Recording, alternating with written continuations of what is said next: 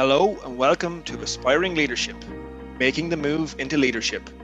Each week, we'll be chatting with various leaders from all different walks of life, learning from their experiences and sharing their advice. It's the perfect podcast for somebody wishing to step into a new leadership role or for a leader who's already there, wishing to continue their development. Please like, share, and subscribe to the podcast.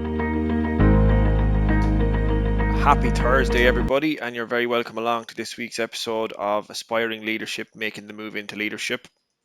Again, really enjoying doing the podcast again, actually.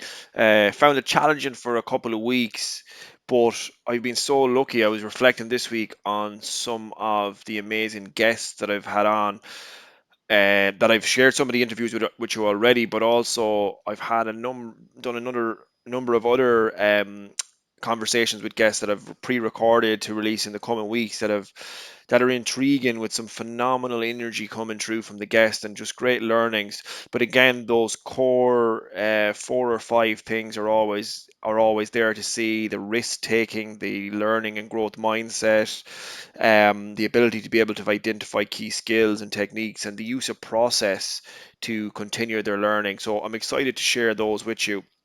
And again, thanks a million to everybody who continues to listen in.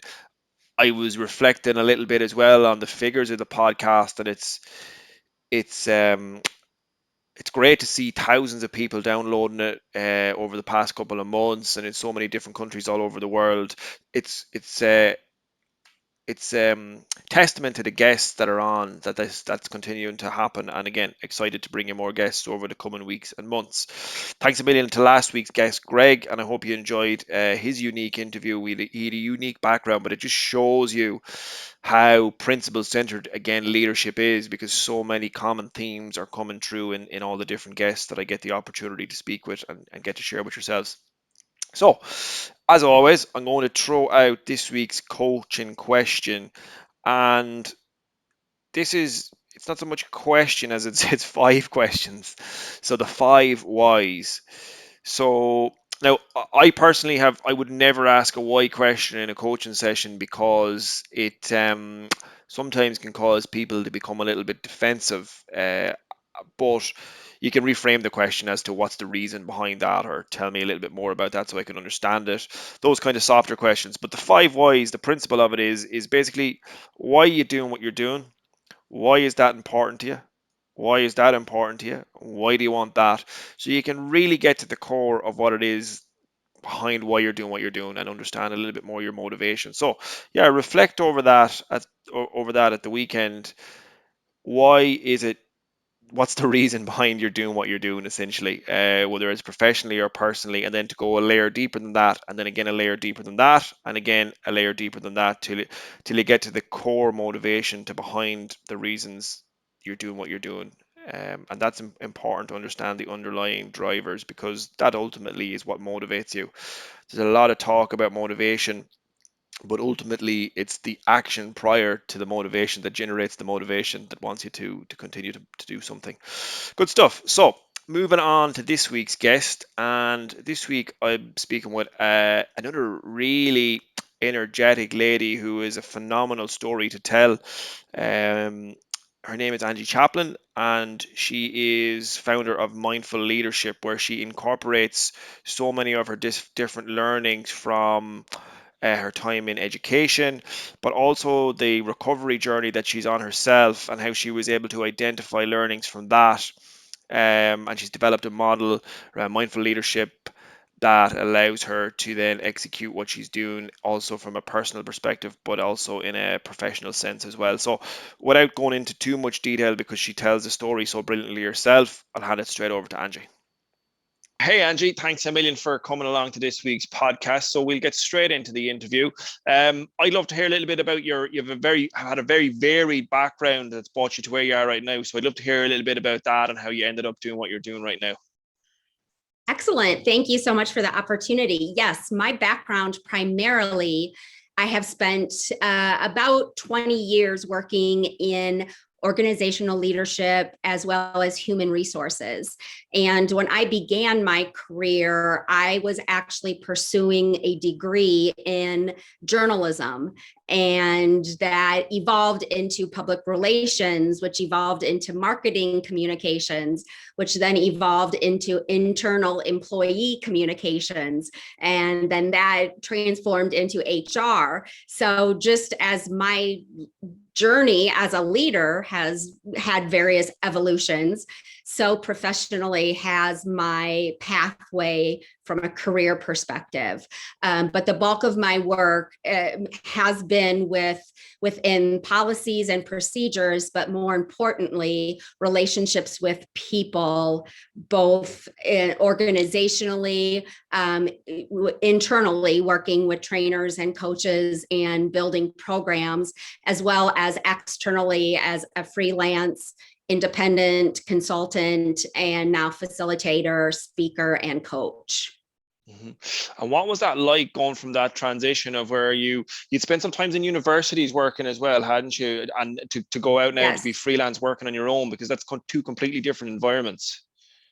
Yes, yes. And I very much appreciate higher education. And I have worked on really both sides, as a faculty member as well as a staff member for institutions of higher ed, and worked as a faculty member that was really a hybrid model before these hybrid models were really the thing to do as they are now. So my graduate degree is from Seton Hall University in New Jersey, and it was a hybrid that allowed us to spend periods of time on campus.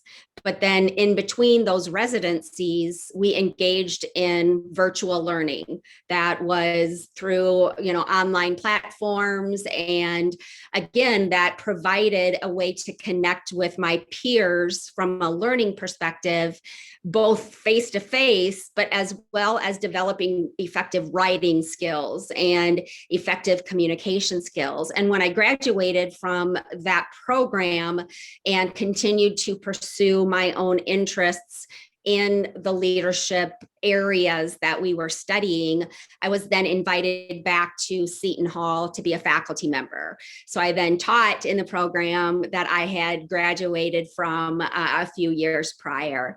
And I enjoy the work in higher education. I like having what I refer to as one foot in higher ed. So whether that's as a teacher or as a consulting partner, or some familiarity with the models that are being taught, adult learning theory, so many programs that offer adult oriented coursework. Those are areas that I have served in the past by bringing programming or directing different types of opportunities and workshops directed toward working professionals who are seeking to add to their academic credentials. You touched on something there I'm very curious about. You touched on adult learning. Tell me a little bit more about that. Going into all of the programs and workshops that I facilitate are driven by a focus on adult learning theory. And I, as a learner, don't like to be talked at. I personally find that I learn the most when I am active. And that's what the research of adult learning theory tells us also.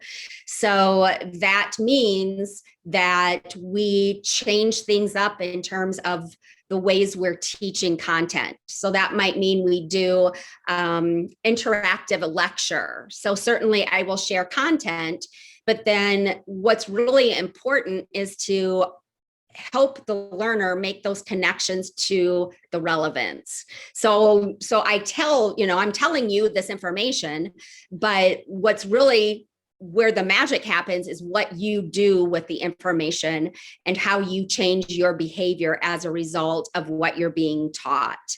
So in an adult learning theory, you're finding opportunities to connect the dots and to form that bridge between theory and application. So I'm learning this stuff from a textbook or through a lecture, but really I'm wanting to know what's in it for me.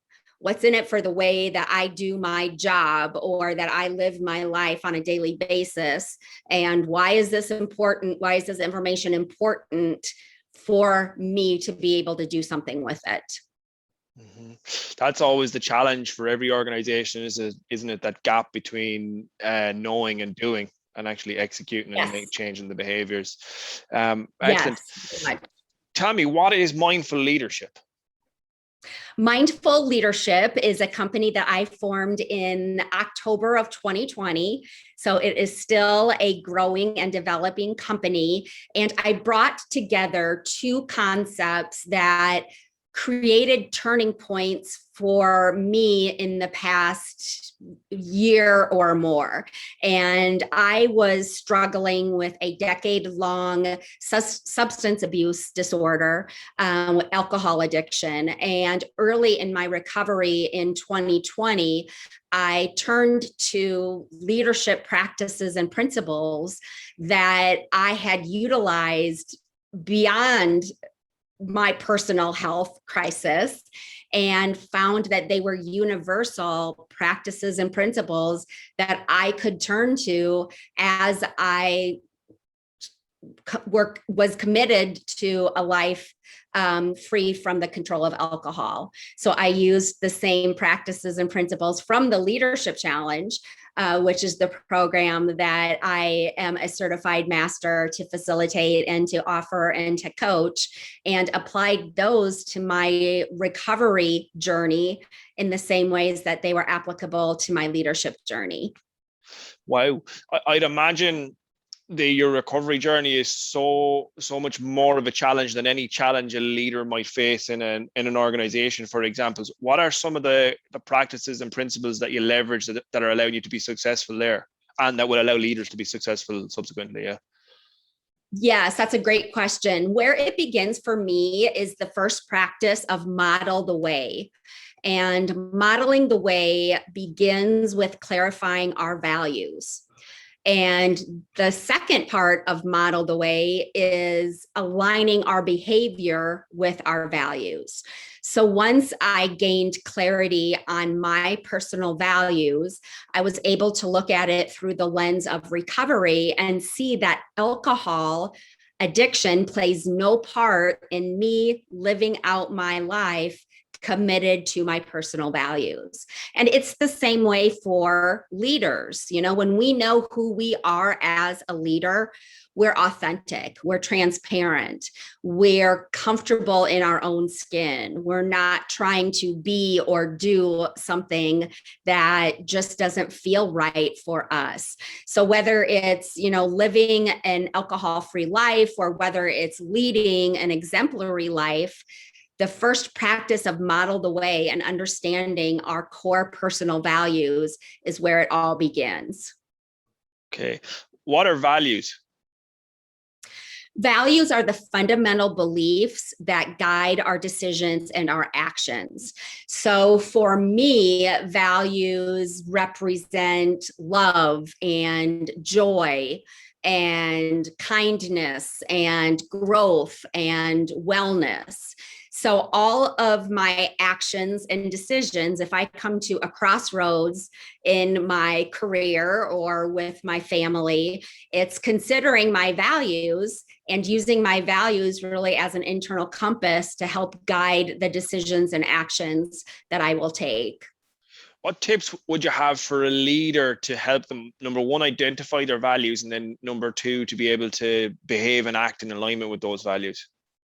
Yep, absolutely. I utilize an activity called a values card sort, and is literally a deck of cards. And each card has a word of a value. So with the deck of 55 cards, there are 55 different commonly held values. So certainly the five I mentioned, but there's other values such as achievement, diversity, belonging, equity, family, friendship. And so the activity really involves the leader going through this stack of cards and prioritizing which one of those values are very important in the way that they live, love, and lead an exemplary life. And it's really getting that granular level of clarity about, okay, now I know what my internal compass is pointing toward. So when I say that I hold a value of wellness, what activities and actions and decisions do I make over the course of my day that support my value of wellness? So it's paying attention to what I eat. It's allowing time for yoga. It's incorporating frequent walk breaks if needed. It's enrolling in a regular exercise class if the schedule allows and it's an activity that supports, my ability to keep mindfully moving forward. And so it's using those values as an overlay, really in how we plan our days, our weeks, our months, even moving into the future years. They're so pivotal, and you wouldn't believe I've chatted with 20 guests or so since the series has started, and almost everybody, some people have picked it out as clearly as you have, and other guests have sort of mentioned it in not as clearly using the word values, but speaking about alignment and stuff. So it's so important, obviously. What's it been like for you for the last year, overcoming an addiction, setting up your own company, and also living in a global pandemic? How has that been? I have done a lot of one of the other practices, which is called challenge the process. Okay. And what that means to me is certainly challenging all of the mindset shifts that it needed for me to go from being an individual struggling with an addiction to then finding what it felt like to gain freedom from that control, and then leveraging what I learned about myself and what my values are and how I support my values, and really how does that connect to what really ignites my soul, what gets me excited, what fuels my passion. And it's seeking opportunities that allow me to do more of what I enjoy doing and do more of what I feel I am strong at doing. And that's where the opportunity for the business came about. It was really in an opportunity to respond to a need in an organization to be able to support their ongoing leadership development efforts. And when I realized that not only do I have the knowledge and the experience to be able to share leadership lessons, when I do that, I also continue to add to my own learning and growth along the same time. Okay, excellent. Yeah, really great story. You've touched on, you speak a lot about the 5 exemplary habits of a leader. I would imagine there are 2 of them you've touched on there with role modeling the way and challenge the process. I'm curious, what are the other 3? Sure. The 5 practices of exemplary leadership come from the book, The Leadership Challenge. And the authors of that book are Jim Kouzes and Barry Posner. And I was introduced to it in graduate school, and it's been published. This is now based on over 35 years of research. And it was originally published as a textbook for business programs, Harvard programs, master classes to use as a foundational text. And as a result of that, it has grown into workshops and coaching and speaking. And the 5 practices are model the way, inspire a shared vision, challenge the process, enable others to act, and encourage the heart.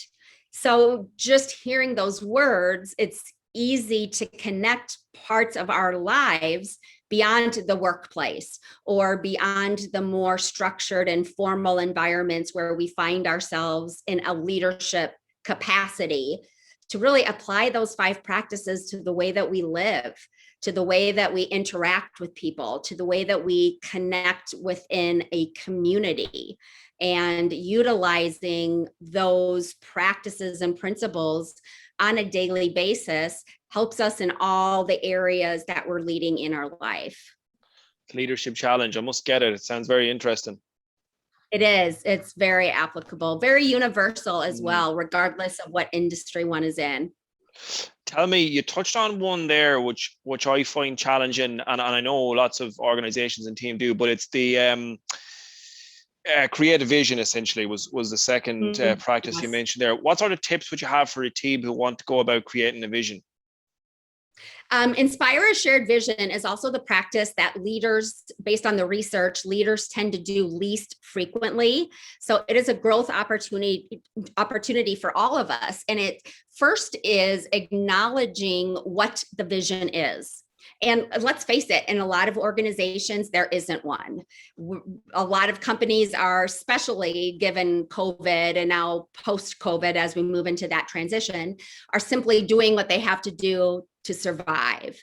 And one of the opportunities now will be, over the past year of having to pivot and change the way they do business, how has that changed the vision for their organization? So first, a leader has to know the vision before they can truly inspire it and ensure that it is shared among all of the stakeholders or all of the constituents within that organization. And sometimes that means the leader has to find out what the vision is, or the leader is the one responsible for crafting that vision, and then ensuring that they get buy-in and input and support and feedback from the people who are really charged with carrying out that vision. So when creating a vision, it very much needs to be a team effort. It needs to be shared. And in order for that vision to be shared, there need to be a lot of voices around the table when it comes to the creation process. Okay, so it's interesting there, because I think in my mind, maybe I was thinking it needed to be co-created, but you're also comfortable with the fact it can come from the leader, but then it's just allowing people to feel empowered and involved in how we get to that vision. Yes, and I believe that when creating the vision, the more input that people have, when people are a part of something, they automatically have greater buy-in. Versus if I tell someone what the vision is, rather than invite them to co-create the vision, they're going to have a greater level of buy-in when they are part of the process, other than feeling the process is handed to them in a finished state. Okay, yeah, I completely agree. Tell me, you speak a lot about as well about the importance of reflection. Why is it so important? Leadership begins within. So if we as leaders don't take the time to reflect on our values by understanding what's important, why they're important, and how do we carry out our behaviors that demonstrate the importance of the things that we hold as values, then without that self-awareness, we're really not knowing where we're going. That journey will be all over the place. And leadership is not linear. There's no point A and direct line to point B. Many times it's climbing a mountaintop, and the way up there, of course, might be very different from the way down, and then we prepare to climb the next mountaintop. So understanding the more we know ourselves, the better we can lead other people. And that leadership truly begins within each of us. I've asked this question in various different ways, but let's just take the concept of reflection, right? So we all know it's very important. What's the reason so many people just don't do it? Or the values aspect as well, like? The concept of reflection, I think, first of all, it means something different to every person. And that's okay. I think it's important for a leader to own what it means for them.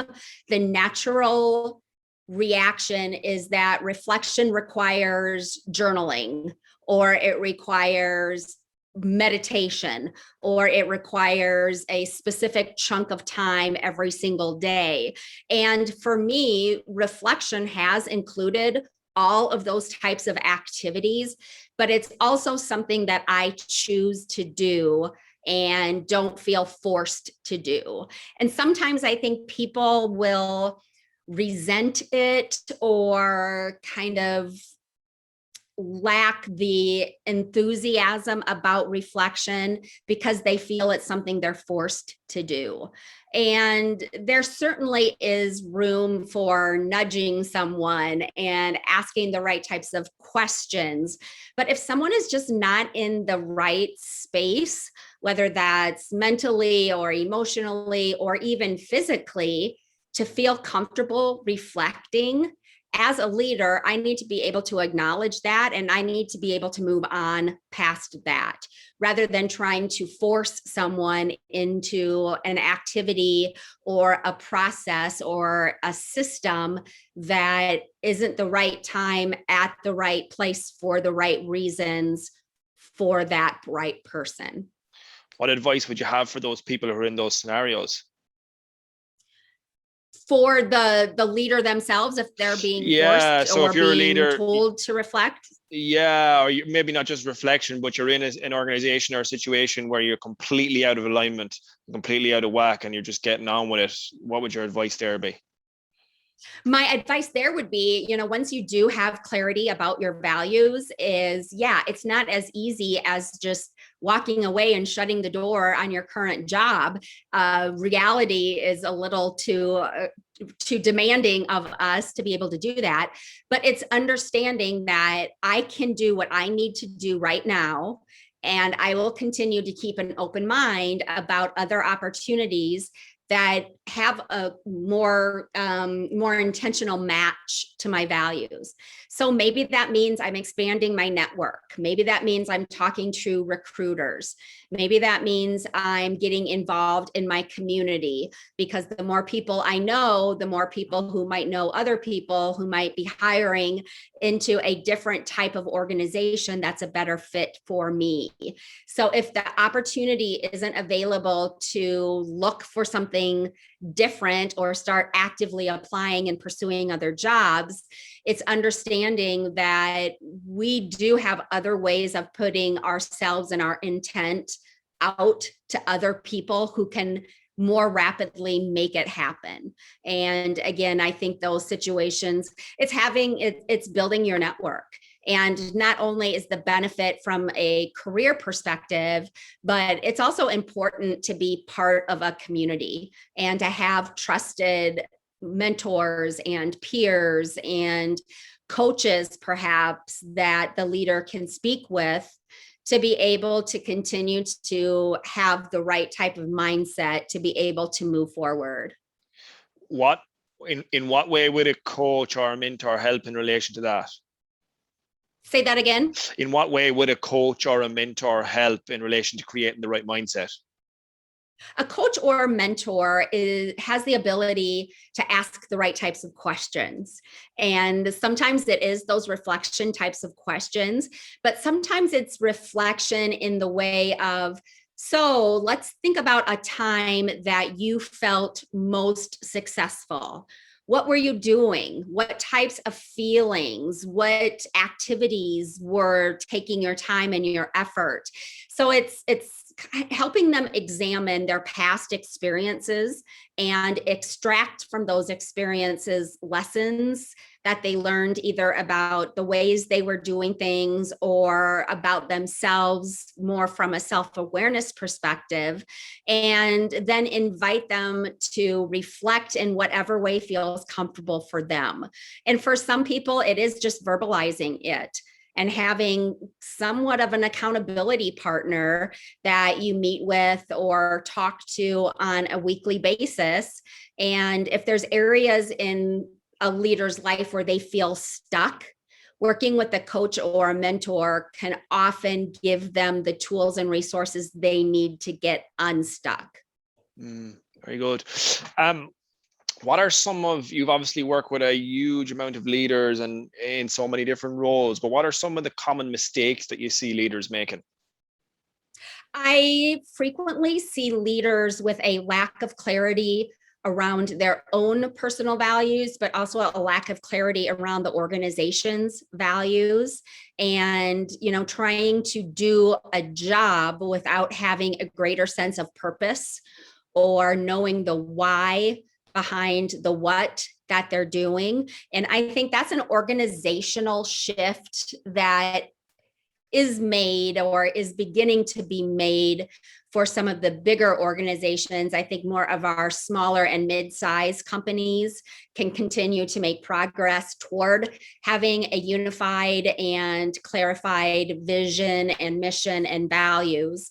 But I think an area where a leader can contribute to that happening is first being clear about their own values, and then being able to be part of that process as the organization if they need to do the same thing with their own mission, vision, and values.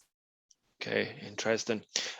One of the main reasons that the podcast was started initially was to provide a space for aspiring leaders to learn from leaders and consultants and coaches like yourself. One of the big challenges aspiring leaders face is going for an interview and being told, brilliant, lovely interview, but you don't have the experience. What would your advice be? And you may have already given some of it in relation to making the move from a toxic organization or an organization that doesn't align with your values. But yeah, what are some of your advice to young leaders, or maybe not young leaders, but people who want to move into the role? I think for people to understand that you don't need a title to be a leader. And often when we're asked to share our experiences, there, for most of us, have been opportunities in our lives that we have served in a leadership capacity, whether that's been as a volunteer or a little league coach for a family member's little league team, different areas, whether it's community volunteerism or have led organizations within whatever service is important to them. So it's thinking beyond the formal leadership titles and positions and looking at other areas in our lives where we have been a leader. Some areas that I have heard leaders tell phenomenal stories, especially in the past year, are the ways that they've been caregivers. And caregiving is a very integral part of being an effective leader. And that might be caring for an individual and their family who suffered from COVID, or it could be caring for a child who, when schools were put on hold here in the United States, it's then a parent stepping up and serving into that teaching capacity. So those are all examples of ways that many people have led in the past year that just might not be top of mind in a job interview to be able to use as leverage for an example of ways that they've served as a leader. Actually, one of the other guests I had on spoke about one of the pivotal moments in her life was after she had kids and she realized, I am a leader, and then she went for a leadership role. But it's about having the ability to be able to communicate that.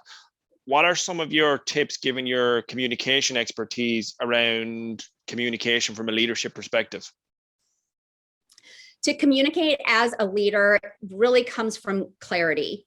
And when we have clarity on our message, on our methods, and on the audience that we're communicating to, that's what gives us confidence.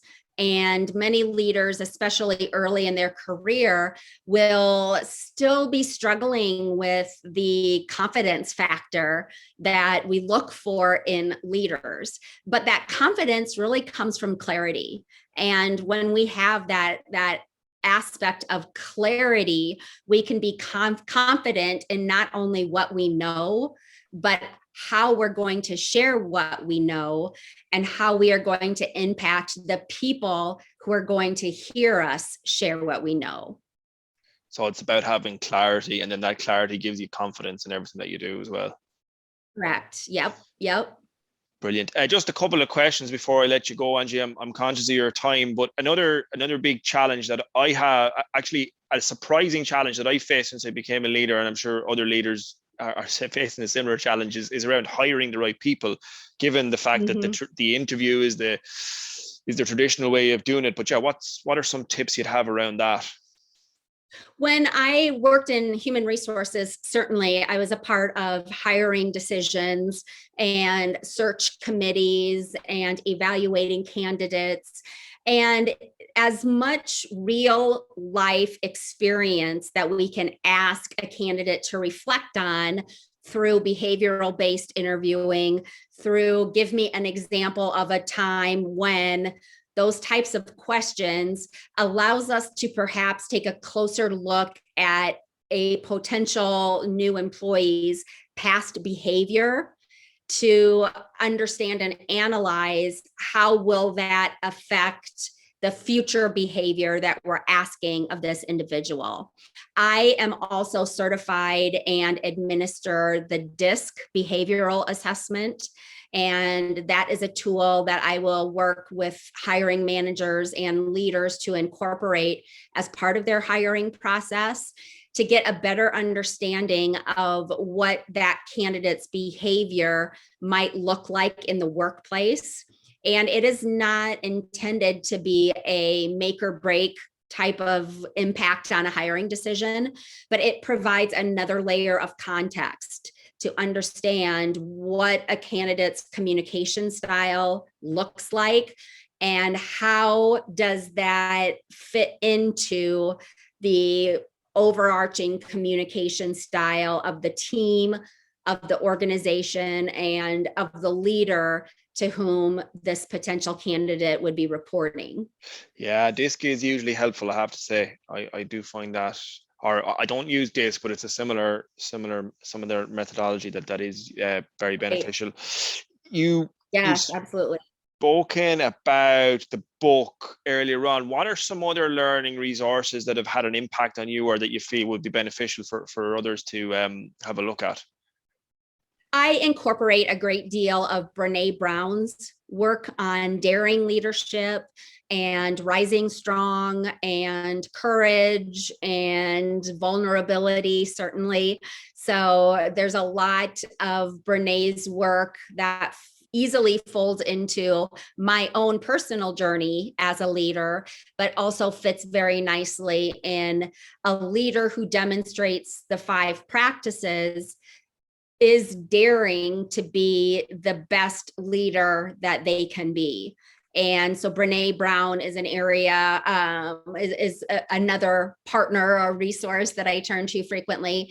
And it also is really tapping into podcasts and books and, listening to other speakers. TED Talks are a popular area that I turn to frequently. So there's the resources are all around us, and it's our willingness to utilize those resources that really help us bring value to the ways that we grow and develop as a leader. Mm. I find the challenge now is the more you know, the more you don't know, and it's overwhelming. And it's like, how can I It stop can, reading? yes, yes. Yes, there can be too much information out there, and to be able to prioritize our time effectively might mean honing in on the 2 or 3 resources on any given day, so that we don't become prone to some of that distraction that can happen by all of the other opportunities we have to add to our knowledge base. Yeah, and I find then one of my challenges is, and I don't mean to be talking about myself, is that I'm always changing the goalposts for the team because I'm coming up with these brilliant new ideas, and I don't give them the Right, chance to sit into one thing that we're going to focus on for a long period of time, you know. right. But it's interesting. Okay, very good. So just last question for me today: how do you see possibly leadership evolving over the coming 10 years or so? Say that again. How do you see leadership evolving over the next 10 years or so? I think more specifically, rather than looking at it for the next 10 years, because who knows? We faced a global pandemic that kind of seemingly came out of nowhere and caused a lot of leaders and a lot of companies to pivot very quickly.